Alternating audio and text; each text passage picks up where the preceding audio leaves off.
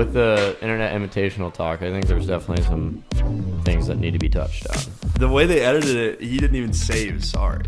Yeah, no. Like, that was the crazy part. Brad's 2025 run is like generational. Today is day one, so we're all starting here, and I think that it's nice because we've made it very clear, like, hey, we're all gonna grow together.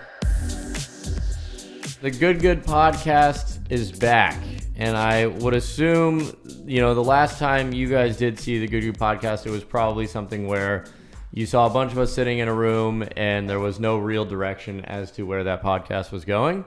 Now you see a partial studio. This was literally thrown together pretty last second a couple nights ago because we really wanted to do an episode on, one, the Internet Invitational, two, the fact that we just launched Good Girls, and some other things that are going on in the golf world that we just couldn't really wait and we wanted to talk about. Exactly. It needed to come out right now. So this is my co-host, Blake Mullen. I want to dive into a few topics that are hot in the world of golf right now. I think we need to get into the Internet Invitational. Mm-hmm. And first say that the next episode of the podcast will be a full Brad Dahlke interview. Obviously, from what you guys saw unfold at the Internet Invitational, it was insane. I don't think I've seen more glaze in my entire life. Oh, Brad? Oh, my gosh. Yeah. Well, and I'm sure because at the time of filming this, we haven't seen the reaction of the final episode. Yeah. But I was there in person, and there's a lot of things that I want to talk about. But, I mean, yeah, first to say that Brad, I think, was like the most stand-up guy, as far as, being such a good player, playing with various people throughout the challenge. And I was even seeing, like, on episode 3 and 4, people were really rooting for Brad because what he did so well was he's this really good player, but he was also able to, like, pick up his teammates and not make them feel bad about hitting bad shots, which Brad does have a tendency of doing that just in general, like a really stand-up He's guy. a leader. He's a good leader. Yeah, definitely. And some of the stuff he did was insane. Like, I just watched the, also, like, I don't really consume a lot of golf content. Like, you know that. Yeah. But, like, this series was incredible. Oh, like, my gosh. it's so addicting. It's like, it's very easy to watch. But I just watched that episode on the Cliffhangers course or whatever. That bunker shot Brad hits out of for that long one up into the hill, spins it back. Like, he just did so many, like, really cool things. Well, when Brad got over that bunker shot, he was, like, excited. He was He likes those insane, crazy golf shots. Oh, yeah. But I think one thing that I was really impressed with, I mean, first off, shout out to Barstool and all the Foreplay guys and Bob Does Sports for putting it on, and Dave as well. I think what they did for the world of golf within social media was massive, because obviously we've done some live events here and there, but putting up $1 million of a purse for a YouTube event is game changing, because none of us are pros. We're not. I mean, obviously you have a Brad and like a George Bryan and stuff like that. Most of us aren't pros. None of us have had the opportunity to compete for that level of money. So giving just like your normal old Joe who might not break 80 or 90 even, that has a chance at $1 million is like really cool of them. But we were saying in the moment, Ryder was there. He was helping filming. He was helping film. But we were saying in the moment, like, there was so much going on. I think you have a picture, right, Ryder, of all the camera gear? Yeah, just like the microphones. There's like 48 microphones. 48 microphones. Were they Tentacle? Yeah. Wow. Tentacle sings. Everyone was mic'd up individually. There's 48 people there. I want to show that picture on the screen if we can. Genuinely one of the craziest things ever. And in the moment, I was talking to Ryder, Grant, everybody. I'm like, how are they going to do this? There's no way this comes together well, right? No chance. Yeah. There's just no chance. And it did. I think they killed it. They did better than I could have expected. Can you imagine the stress levels for like the people in charge of putting together? Like just like throughout the day of filming, just having to like make sure everything's going smoothly, making sure you have because I don't know how necessarily the mics work, but like from my experience with like filming with Ryder for your channel, like I'm so careful to like not unplug anything or like bump anything because I don't know what the repercussions are of that. Yeah. And it's like you have all these people set up to film. There's just so much that can go wrong. Yeah. It's crazy. Yeah, with the Internet Invitational talk, I think there's definitely some things that need to be touched on. I do first want to touch on one thing that, like, honestly is going to be kind of hard to talk about, but I was in Kansas City with Marissa and we were sitting at brunch and she shows me this picture, like, and at first glance I didn't even like my brain like skipped. She's like, "Who's this Beef guy? He just died." I was like, "Did you say Beef? What are you talking about?" And she showed me the picture, and I just like broke down in tears. I remember, but Dude. I want to talk about that because we haven't even watched the last episode yet. But I was there in person, and I was thinking about changing my flight to go home early since I got eliminated, and I was just like, you know what, since Brad's still in it, I want to stay.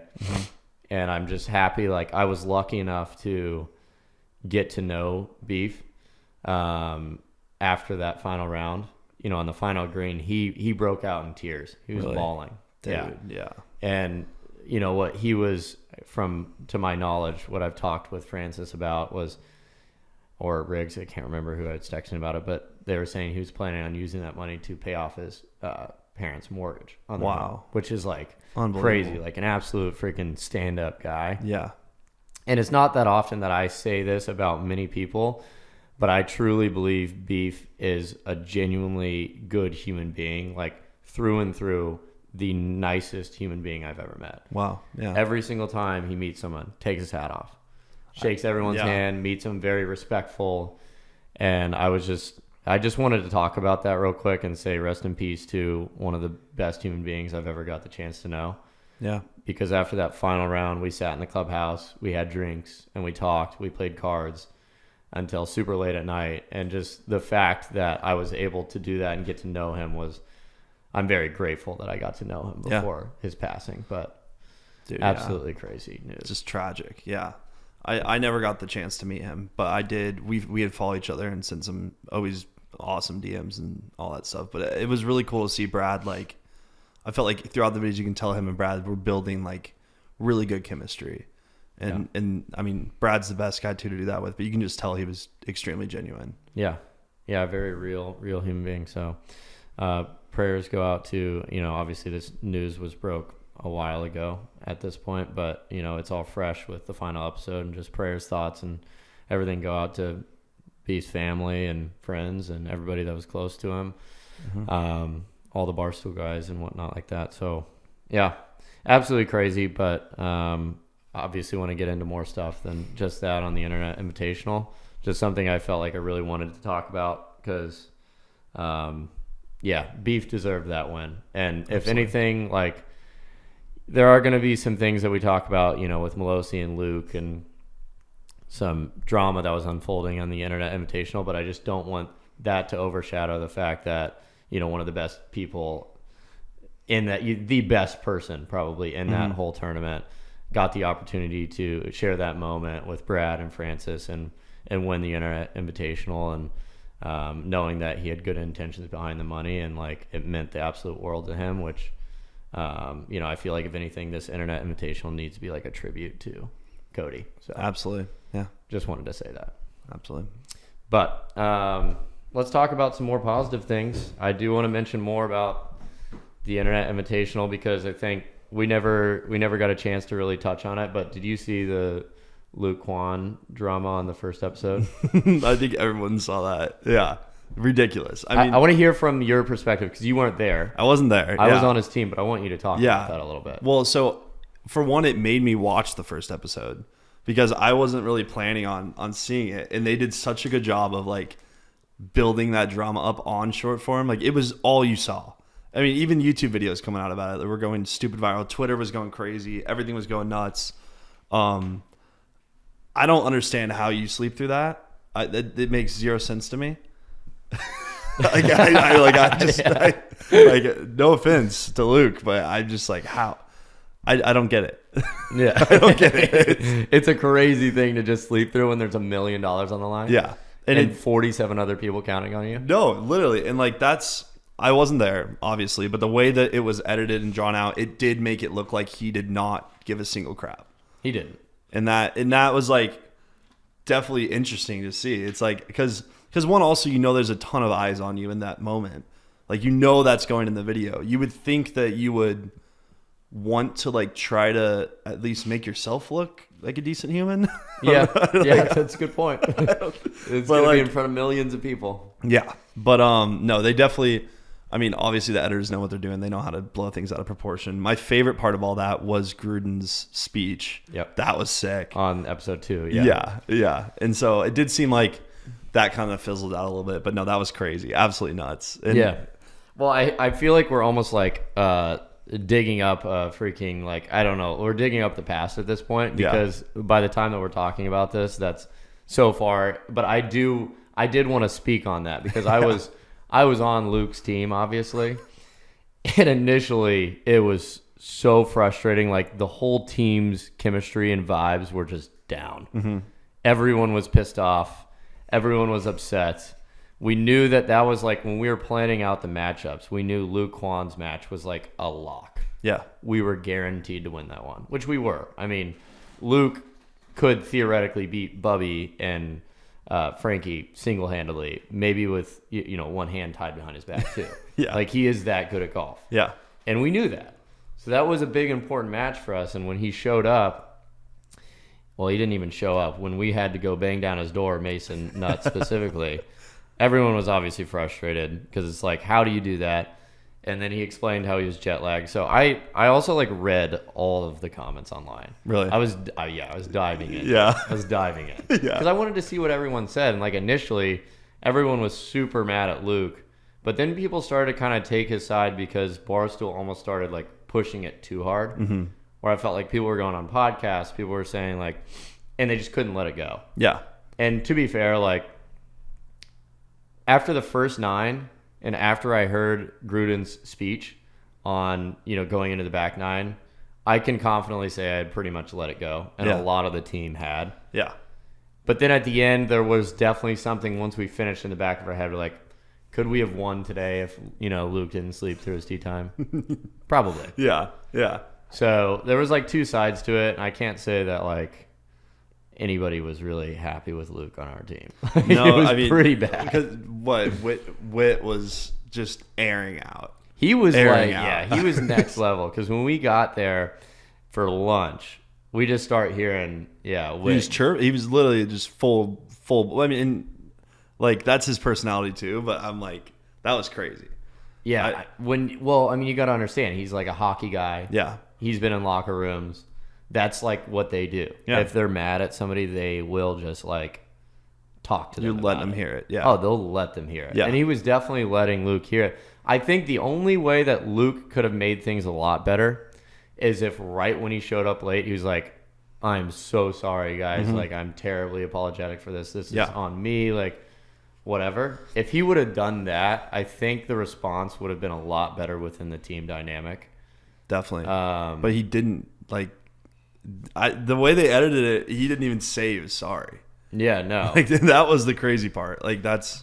The craziest part was when he went to finally show up and PFT's like hitting a putt and he's like trashing on PFT. He's chirping PFT, yeah. It's like, bro, PFT's not at your level. Like, you can't... Like, I understand that's what he's used to with his boys and whatnot. I get it. Like, maybe it was just a misinterpretation in Luke's brain of, like, how PFT would react. Yeah. But... I will say, like, Luke did kind of capital. I think any publicity is good publicity. And, like, I've even seen him posting lately, like, brand deals of him in bed. Like, I don't know if you saw, like, there's good in it. Like, it got his name freaking pumped. Like, you know what I mean? So it's like, at the end of the day, I don't think he cares. He's got thick skin. Like, I think it might be a net gain overall. I don't know. I think it is. I think he gained followers on Instagram from it. Yeah. Overall. Yeah, because then even PGA Tour was posting. Mm-hmm. You know what I thought was the crazier one though was like what was it? Did you tell me about this? NBC releasing or somebody released, like, a very notable network released an article. Yeah. Of like way back in college when Luke almost got kicked off the OU golf team. Because he kept sleeping through his alarm. Yeah, it was the coach. The coach had a statement that they put it in that. It might have been like it was like a big news site. Yeah, it was like it's insane. Dude, I was shocked that it got that much traction. Yeah, because like being there in person is like, oh, this sucks, but like you get over it. And then obviously everything gets blown out of proportion and everyone's posting about it. It was crazy. It was wild, but no, I mean, but Luke, how do you do that, bro? How do you do that, dude? Come on. AirPods in. I remember that. He does? Yeah. He sleeps with AirPods in. Yeah. That's a crazy thing. I think that would hurt. He's got to sleep on his back. He can't like roll into a pod. Wow. Wow. Okay, well, Luke, we need to figure out your alarm system, but that's honestly like kind of water under the bridge at this point. That was like very beginning of the Internet Invitational. I think the crazier thing that I want to touch on is like, do you know any of because the final episode has not at this point in time been released yet. Do you know any of the lore behind the Malosi? No, I was told as it was happening, just through like the group and stuff and hearing just random talk from you guys, but I know it's something with a rangefinder. I know, and we all know Mo. Mo will do anything he can do to win, and I think it can be a good trait. But I don't know how it was shown yet. But I did see Micah chirp about slope on the second. Was that the second to last episode? And I did see some edits made of that. So I mean, I have no. Will you give me some insight, because like I've heard stuff, but I don't know like the full story of it. Yeah. So as of the filming of this video, I can say this because the episode is live. We just have not. It's like literally live right now. So we wanted to talk about it. But I'm just gonna tell you from my perspective. Yeah. So you can. Well, second to the last episode, they're playing the par 3 course. Obviously. Malosi gets a different yardage than Micah. Micah calls out Malosi. Malosi holds up his rangefinder like this. See, it's not on, which he could have. Who knows? It's so easy to just. Technically speaking, he could have been switching it, off, and then once he handed it to Micah, maybe it would have been fine or whatever. Mm-hmm. Who knows? That's all theory. But where it got weird was on hole number 10 of the final episode. Bubby walks over, and I'm standing kind of by Dave, kind of not. And I'm just watching. And Bubby's telling me, he's like, dude, sorry. Bubby's like, I think Mo is using slope. And honestly, like, at any other time, that's not a big deal. Like, using slope is not a big deal. But it's the fact that from episode 1, Dave was so adamant, no slope. And they edit it in a way where, like, you guys, the audience also sees, no slope. It's repeated multiple times. Like, do not use slope. And so Bubby's like pretty adamant about it, but he's more just like, okay, maybe we should tell Dave to go do a rangefinder check. Just do a rangefinder check, okay? And have Dave go over there and just like secretly check everybody's rangefinders just to make sure. Dave doesn't know what that is. Dave doesn't play golf. He doesn't know probably doesn't even know what a rangefinder looks like. Yeah. Like, he doesn't know that, hey, this is what slope means and this is what it doesn't mean. So that was, I think, mistake number 1, because we have a theory that word might have got to Mo, potentially, that there was going to be a rangefinder check. And Mo went back to his cart, grabbed his rangefinder, and might have switched it off of slope. He was seen going to his cart and doing that? He was seen going to his cart and grabbing his rangefinder, and So in the moment, I'm just going to tell you, like, not after watching the episode, like, in the moment, the evidence seemed pretty compelling that Mo had slope on. There was no way in person to actually say, hey, Mo, you 100% had slope on and you're lying. There's not a 100% way of doing that, because there wasn't an actual like clip of him, pressing doing down it. the slope button. Yeah. It was more like if you go to your cart and you grab your rangefinder, you hold it for a second, and then you set it down next to yourself, it's just a little sus. It is, especially after being told there's a check. Correct. So in that moment, you would have thought like the absolute worst thing just happened, whatever it may be. Like, you would have thought all hell just kind of broke loose. And it was insane. Everybody was in on it. Everybody was watching the cart cam. People were gathering around. Everyone was accusing Mo of cheating. And then Mo was saying he wasn't cheating. And it was like, honestly, thinking back to it, it felt like a freaking nightmare in real life. But I guess, I don't know. I guess that's one thing that I'm curious to see the fans' reactions and see what they have to say about that. But, yeah, that's tricky, because like slope is never a big deal when we're filming. Like, no, obviously, like, it just doesn't matter. But when you are playing for that much money and it's being, for one, I'd be terrified to break a rule that Dave says, like, just right. out of pure fear. But like, he's a scary guy. He is, yes. And like, I don't know. That's just one thing that like it's just sketchy. And like the other thing with slope, dude, you just can't tell. Like you said, like you could literally always have it off, shoot it while you slide it, put it back. Like there's just no way to. It's hard to have like accountability there. Yeah. But you know, with them editing it, they're gonna make that look. I can't wait to watch it because I'm scared to watch it. Yeah. If I'm being honest. Yeah. No, I'm actually like terrified to watch it because I don't think it was really. If I'm being honest, like I don't think it was really a good look on anybody. Really, I don't think it was a good look on me, Bubby, or Mo, and the fact that like we're basically none of us, especially me. I'm not saying Mo didn't have slope on. Mm-hmm. I'm kind of leaning towards the fact that Mo probably had slope on in the moment. And that's our boy. That's our boy. Yeah. So that's not ideal, but we'll see. At the moment, we haven't read comments. We haven't watched the whole episode. So I'm just curious. Once we do the Brad Dahlke interview for episode 2, you guys will hear more of like an in-depth because we're gonna have real reactions as to what everyone's saying. But dude, it's gonna be crazy. Yeah. And also like I just hope Mo. I mean, Mo definitely like engages with comments, so I just hope that Mo like doesn't get too in his head about something like that, because like I feel like I don't know, if I was in Luke's position, dude, and I was getting just destroyed online, like that does affect you. Oh my god. Like it's hard to just like push that aside. So I had a day, and I'll mention this, but I mentioned it in a YouTube video. I had a day in Kansas City where I was reading through an Austin episode from Good.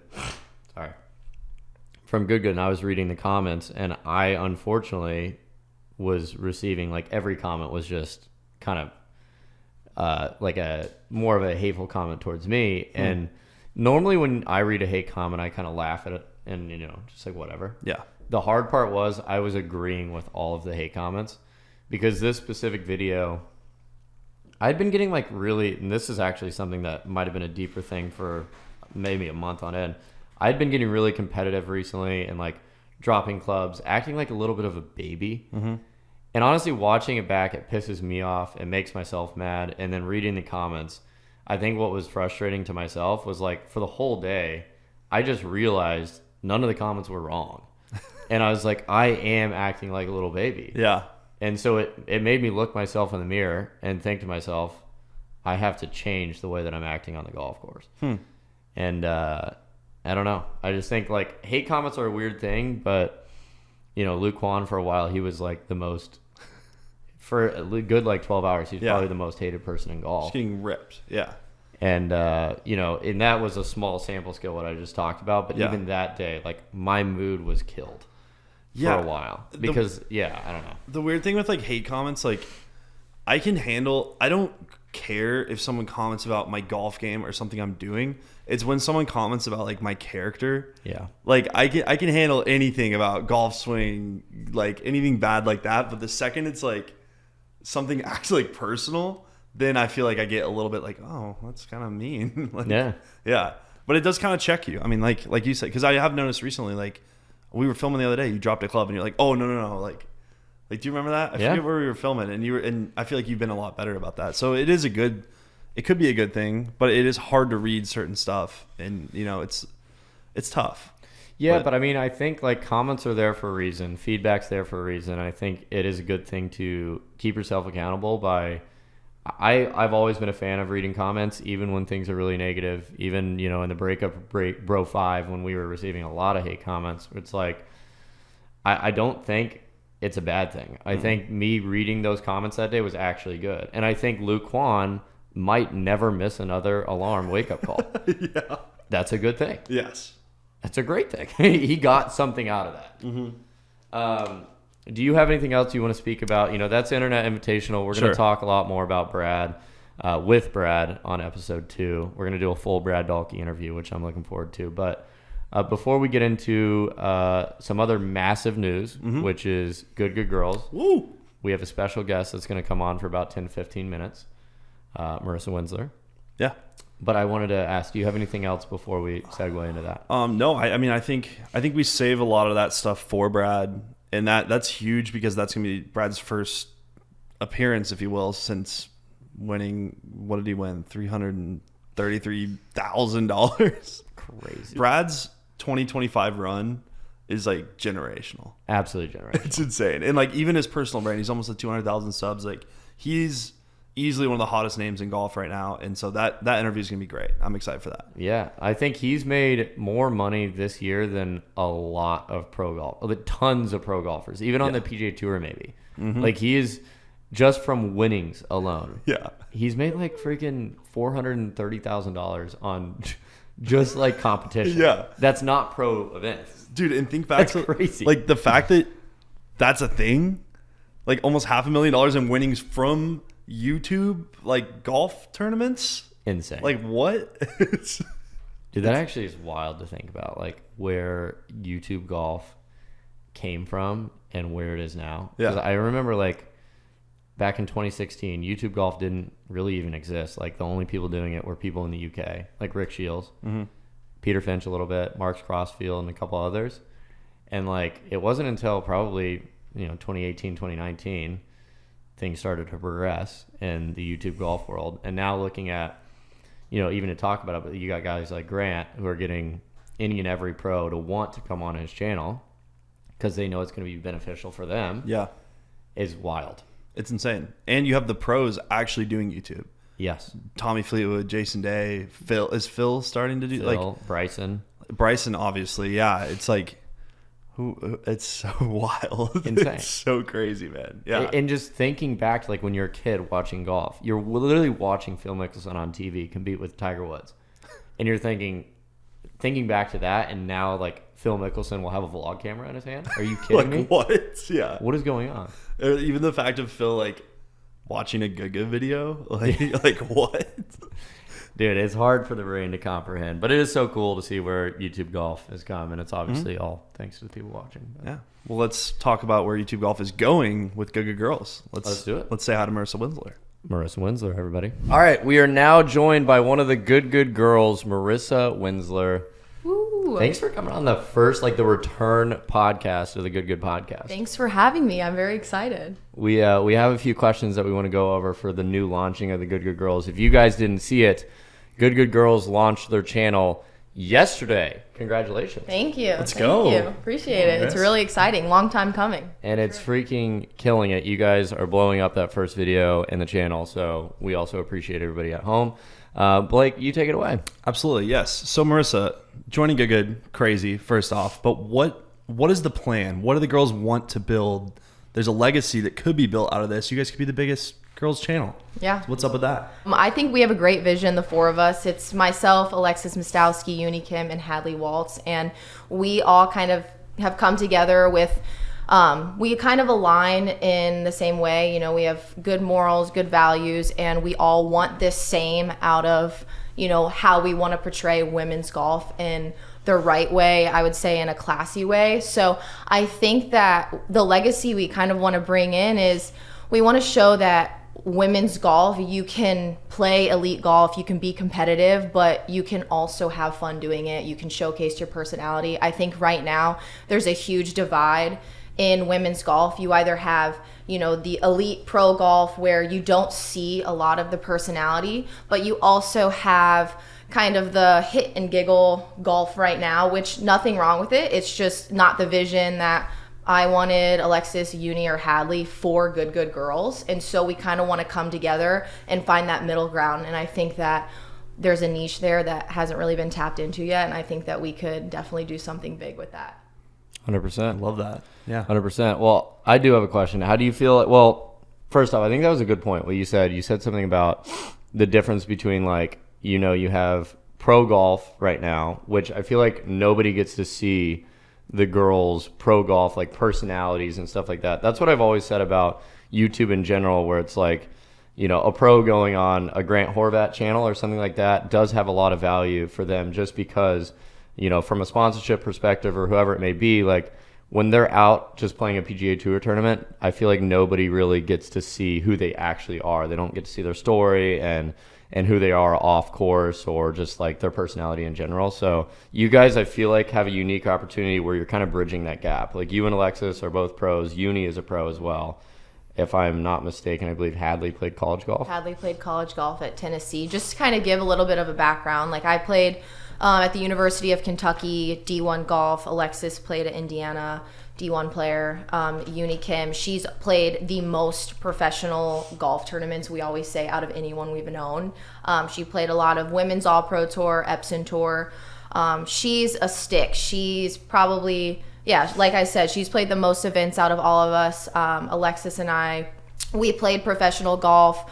I was a little bit under a year of pro golf. Alexis, I believe, did 2 years. And then Hadley Waltz played at University of Tennessee, in which she was an elite player and then decided to do choreography, which is really exciting the last few years. She was on Dance Moms, which is kind of a fun fact about her. And she is leaving choreography to pretty much do this whole good girls golf thing. She's coming out of retirement, which is really exciting, and we're just really excited kind of for the four of us to come together with all of our different backgrounds and create something really cool.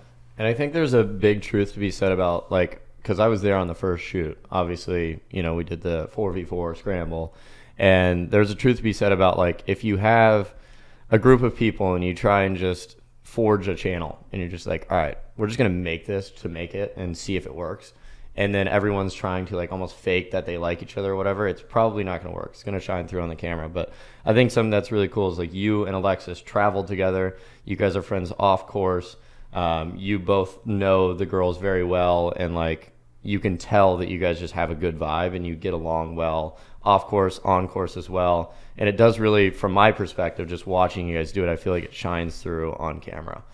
All I heard from that was, we're going to get smoked by the girls. Yes. They're actually insane at golf. It's insane. It's so interesting, like getting up there and watching them just hit every fairway every single time. So how do you see this kind of like evolving either the brand of Good or just girls golf branding in general? Because I know you talked about like being classy and stuff like that, which I think is a huge thing, where it's like there are definitely some people that might go the opposite direction, but you guys obviously want to do more of the classy, like, hey, we're pros, but we also are girls at the end of the day and want to just like showcase that. So what's your vision there, I guess? Golf is growing, but women's golf in, you know, the umbrella of golf is especially growing. And I think that, you know, we'll be able to kind of showcase the good women's apparel a little bit more. We've kind of been in there behind the scenes working on, you know, the next few drops, what we like, what we don't like, what we think that girls would like about certain clothing, whether it's like a dress or a skirt or whatever.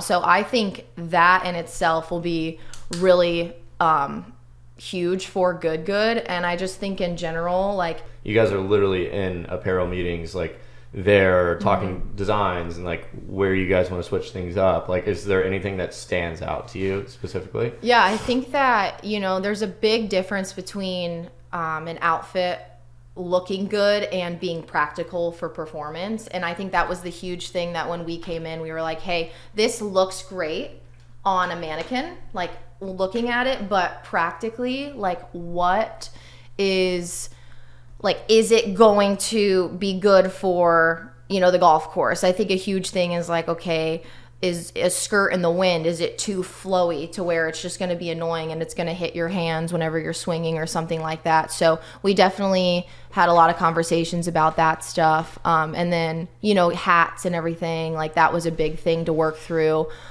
Just getting through a lot of like the women's hats and our opinions on some of those things. No, that's cool. I also like the color that you guys went with.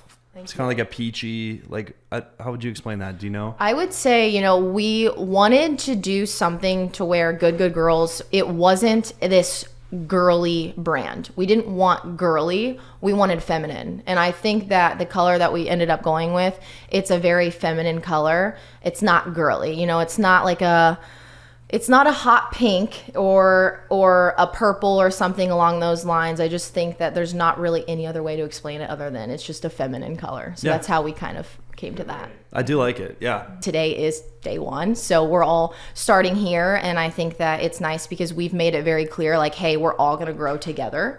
And we're just going to be able to do something really cool, all of us together. It's not one over the other or anything along those lines. So yeah, it's really exciting though, for sure. Yeah.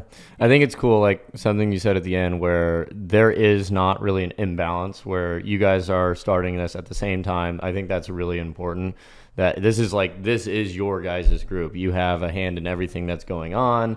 I mean, I've already seen it firsthand, but like I've obviously watched you freaking call courses, set up courses for your next film week, which is going to be a Florida Good Girls week. And I think that's just really cool that you guys each individually are like grinding at it. And you all have opinions in the apparel. You have opinions in where you film, what you film, when you film it. It's really cool. So I think it's going to freaking go to the moon. I'm excited to see it. Yeah. Make sure if you guys haven't that you are subscribed to Good Girls. It will be linked in the bio. Yeah. Marissa? Thank you guys for having me. Appreciate it. It was so fun. We're going to be able to watch them from the start. It's going to be really cool. And I'm very excited for them.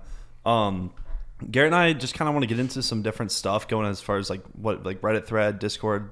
Is that what we're looking to do? Yeah. You said you had some questions, but I do real quick, like with the, Good Girls stuff. I think it's cool because it's like you said, we don't know a lot of that space, but for them, like they have been in a golf group before, and now they're doing that with Good, and they seem like so unbelievably happy and thrilled to do it, which is really encouraging just from our perspective to see that. Yeah. And it's cool because we when we were starting this with them, we wanted to make sure it wasn't a thing where there was just like one person almost just like wiggling them as puppets and saying, hey, you got to go film this. You got to do this. You got to do that. Because that's where we were so lucky and thankful at the start of Good, where we had partners that were open to our ideas and what we wanted to do and where we wanted to go to film. So for them, it's like we've given them the reins in a lot of areas when it comes to, content. And it's just like, hey, this is your guys' thing. Like, I don't honestly, like we have one main guy who is Logan, and he's like heading that operation, I guess, in a sense. But like the girls are making so many of the decisions with him, and it's like a cool team dynamic to watch where it's like, for me, for you, like we're not even involved in that at all. Yeah, no. In any way. It's all them. And I'm excited to kind of watch them take it where they want to take it and watch it unfold. Absolutely. Yeah. I think too, like just seeing them grow and their success is just going to push all of us even harder to like I hope that it's competing with Good. Yeah. And the views are up there and it's like pushing Good to push even harder. And I also think like what you're saying with like the puppet master, right? Like I don't think with any of us, like what we do, we respond well to that either. Like we all are creators, if you will. I hate that word, but like it's better than influencers. It is better than influencers. But like, for the longest time, it's like we're just coming up with concepts, executing them, posting stuff. It's like that's how it should be. I don't think the content is as good when someone is directing you every step of the way. Yes. And I definitely think that we can trust. I mean, I know Marissa and Alexis more than I know the other girls yet, but like you can just trust that they know the direction they want to go. They know how they want to do it, and they're going to kill it. We wanted to give you guys a little explanation as to, one, let's just start with why we left. I think when the Good podcast started, like I kind of explained there for a second, there was no real direction as to where the podcast was trying to go. We would film it whenever we could, and we would upload it whenever we could. But like I said, there was no real direction, and there was no real structure. It was like trying to pull teeth to get all the guys to show up and do a podcast. And turns out when you have 6 different people in a room, it is a little bit harder to get a point across in a proper way. So I think us just having 2 official hosts will make this a lot more seamless and easy to film podcast. There will be a lot of times when we have more good members on the podcast. I know Sharf wants to be involved a lot. That's why there's this 3rd seat.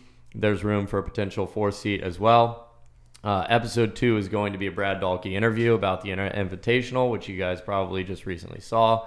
We're going to get into that today and a lot of other things. But that's basically, in short, it was very unorganized. And now the way that we're going to be doing it moving forward is going to be a lot more structured. We're going to try and get you guys 1 episode every single week. The temporary studio we built in Garrett's house. So literally last night, had a guy come in, paint the entire room at like 10 p.m.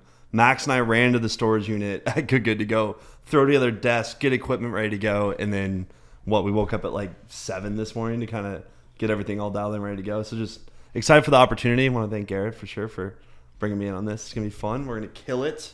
Let's freaking go. I'm excited for just consistency and just grinding directionally. Like, we know exactly what we want to do. Weekly uploads, sick guests, like really fun ideas going forward too, as far as like what we want to do and video ideas. So yeah, just excited. Yeah, and we want to make this conversation, very real, and the podcast be more just intimate. Not something, obviously right now I'm giving you guys like this long drawn out intro, but a lot of what we're going to be doing is just like diving into guests and some other segments that we have planned. But yeah, and also let us know if this is like, Ryder, what do you think? Like, is us having a laptop in front of us, is that... It's cool. It seems like you're going to like talk about something. We look professional. Okay, it's not distracting. I just wanted to make sure it's not distracting. No, you look official. Okay, good. No, I think it's nice. We can act the part, I guess. I'm actually playing blackjack on mine right now. So I do want to go over the plan of the podcast a little bit more in depth, because we're going to start with having guests on will be a big thing for us. Just diving into interviews. Blake does love asking interview questions. I feel like you have a natural talent for that. Thank you, sir. Just so we can kind of get the people involved already, I want you to talk about some segments that we already have planned out. Sure, absolutely. So, we were just kind of ripping together, me and my best friend ChatGPT. We were working on like good or no good, just good theme stuff, asking people fun questions. Blake's breakdown, right? I'm gonna have some analytical breakdowns of things going on. Garrett's confessions. Okay. Whoa. Anonymously read fan submissions. So that's going to be a fun one. We can use the Discord, let you guys actually leave anonymous, ideally anonymous, like crazy golf stories or crazy things going on. Let's touch on this. Let's not brush over this one. Yeah. Let's touch on this one, because I actually opened up under the Garrett subreddit, not subreddit, sub Discord, whatever you call it. I'm not really a proper good like Discord user. But I just posted in my Discord, I said, crazy golf stories for good podcast, post here, boys. Because essentially, like Blake said, we want to go through and read your guys' crazy stories. Dude, I posted this morning. Heck should we yeah. just like read one real Should we do quick? it? Yeah, you got one? I want to kind of just read one real quick. All right. And I think I do like the idea of it being like anonymous. But again, this is going to be a segment that's a little bit more organized. This is literally, we just started this today. We're going to have somebody in the room feeding us these stories that we're going to read and react for certain segments of the podcast. But I do want to... Okay. I don't know if this is going to be... So this one, well, I'll just read the first one I see. My dad pushed me to try out for varsity golf team in high school. I was not a good player, nor did I really want to pursue golf. But my dad was where I am now in life, obsessed with it. So I tried it out. Our practices, tryouts consisted of playing 9 holes at a local course, and I was not at all taking it seriously.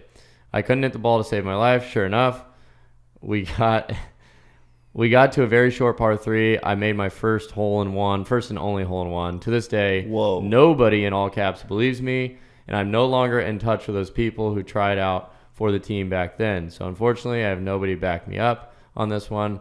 I guess golf can for sure be a game of luck and chance. Wow. That is crazy. I feel like you kind of have a similar story with the hole-in-one, right? I do. Yeah. Yeah, that's actually, that's a crazy story. But again, let's talk about that. But, for the future, we'll have like Josh in here feeding us these stories. It'll be a little bit more organized. But the Discord, if you guys don't and haven't joined that, it'll be linked in the description down below, so you guys can kind of get involved with that. But yeah, I guess I do have a similar story. Yeah, when Sykes Lady, right? No, so yeah, first time ever went golfing. I've told the story before, but I think like getting into the world of golf, I never enjoyed the idea of playing golf. I thought it was like an old man rich game, and I didn't think it was like for me, because I grew up playing soccer, baseball, pick up basketball with the boys, like football. I just never thought golf was a real sport, which I think we can get into that hot take maybe here in a bit. But I still don't think golf's a sport. I'll just drop that bomb real quick. Stop. We can get into that. But yeah, so like one of my neighbors convinced me to go out to the golf course, and I was like, okay. It was the Sunflower Hills par 3 course, which now has been seen a lot on camera. And on the last hole, I tied my neighbor for the 6-hole round. So we went back to the tee and played a playoff 7-iron, 85 yards in the hole. Cashed it. First time I ever played golf. And that gets you hooked. I mean, Dude, I was like, because the whole day I was still just not really enjoying it. I hadn't done anything special. Just kind of like, I'm just hitting. It felt like I was hitting a stationary baseball, essentially, because I was used to playing baseball. So it's just like, this is basically a more boring, non-contact version of baseball. Yeah. And then when I finally got that rush and I hit that shot, I was like, that is the craziest high of all time. It's still like so crazy because like you could go out there right now at your skill level now and like you know how hard that, like, you're not making, like, the fact that you did that your first time is so unbelievably insane. And then it became the normal. It was like in my brain, I was like, oh, I'm good at this. Yeah. I didn't even think it was like all luck. Yeah. But not to talk about that. That is a crazy story by this man who put it in the Discord. That is crazy. And it sucks that you didn't have any witnesses there. Yeah. I will say making a hole-in-one alone is kind of the worst feeling ever. Got to be top 5 worst things. That's got to suck. Yeah. Because then what do you do? Oh my gosh, I made a hole-in-one, I made a hole. It's like no one's going to believe you. No. I did have one more segment that I want to talk about that I'd like to do. I think when we do get our Jamie, which might be Josh, mean comments. Ooh, like if that. Like maybe like he goes through and finds some, like we get a mean comment of the week and maybe we get a great comment of the week.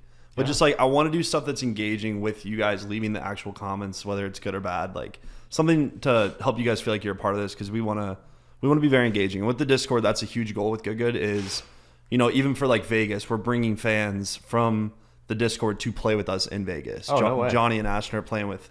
We got 2 groups for the Golf Gaming Club event. Okay. And so each Johnny and Ashton are like paired with 3 guys from Discord that got selected. That's great. The Discord is going to be huge. It's going to be great. So if you're not on it, make sure you guys are for sure. Yeah. Okay. So with all that being said, that's kind of like the plan for everything. Okay. Quick question for you, Mr. Garrett Clark. How, I wrote this down because I'm like, this is a good question. Okay. How in the world are you going to balance GM Golf, Good, and Good Pod?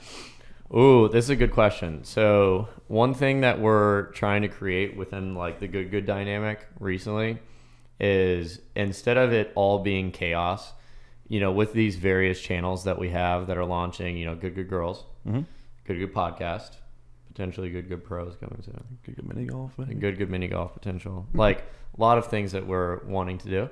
But instead of everybody kind of just like having all the say, and you know, there's say 6 or 7 cooks in a kitchen, instead it's like with this, it's literally just you and I, who we decide to interview, who we decide to bring in from Good to do an episode.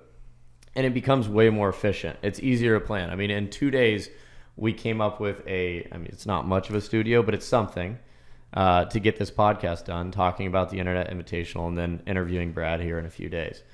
So I think that alone with the balance it makes it a lot easier for my brain, where it's like, if you give each individual, like, you know, Colin and Max, for example, on the Good main channel have always been like, we've always had a threesome. Like me, Colin, and Max, when it comes to planning the good content and everything, like we have a group chat where it's like they'll send, hey, what should we do with this thumbnail? What should we do with this title? And I'll give input. But now Colin and Max are really to a point where I trust them and the rest of the guys trust them to kind of take the reins and come up with a lot of the good main channel concepts. You know, we got to give credit to Colin with the 3 different bus road trip. He took over, he booked everything.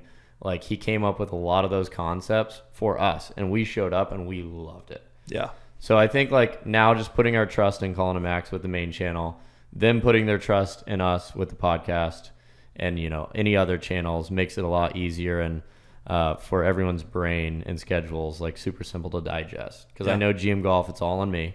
I know this podcast is all on us. And then I know the Good main channel is mostly on Colin and Max. I love that. Yeah. Makes it simple. Yeah, cool. No, I figured that's like a good question, just because That's great. You do have a ton going on. And I will say it's easy because we are together a lot, like even when we travel, to the point where like we could do podcasts from, you know, Hawaii. Yeah. On a balcony. That's true. Sipping Mai Tais. That'd be a fun episode. That would be a great episode. Should we do a buzzed episode, Garrett? 100%. No. With like, we have a couple high noons or something in here, and every 5 minutes we have to drink one. We have to shotgun one. I mean, fine, twist me off. I guess I'm down. Yeah. No, that'd be great. But I think also for me, like, I'm very excited for the podcast. It gives me something to like hone in on, and hopefully I can like take stress off you by helping plan out concepts and video ideas, and that's ideally the goal. My next goal, I think I was just staring at this. I'm like, imagine we put some like wood. Ooh, like little little like here or there. Yeah. Some shelves with some goodies, maybe some signs. Like, should that be something we ask? Like, does anybody have ideas for what we should do? Maybe we get a little PO box that people start sending some stuff to put on the wall. Maybe, I don't know. That'd be cool. Should. But yeah, that's kind of all I got. You wanted to go over a couple things. You know what? I think we're gonna. I think we leave it here. You know. Yeah. I think I'm gonna say, unless you have anything else you want to go over. This was a little bit of a different podcast episode. You know, we want these episodes to be very personal and in depth, and like with whoever we have on for our guests, like it's going to be more of that. This is obviously more of like an announcement. Hey, the podcast is back. Mm-hmm. So it's a little bit of a different episode, but let us know if there's anything that you guys want to see. Like I said, I do read comments. So does Blake. Yep. And we're going to be taking all of everything into account. We're back and we're here to stay. Back and we're here to stay. Come on, baby. And thank you for the opportunity. We're going to crush it. Heck yeah. You want to close it out? Absolutely. Thank you guys for tuning in to the new and improved Good podcast. We will be back with you next week with Mr. Brad Dalkey. See ya. Peace.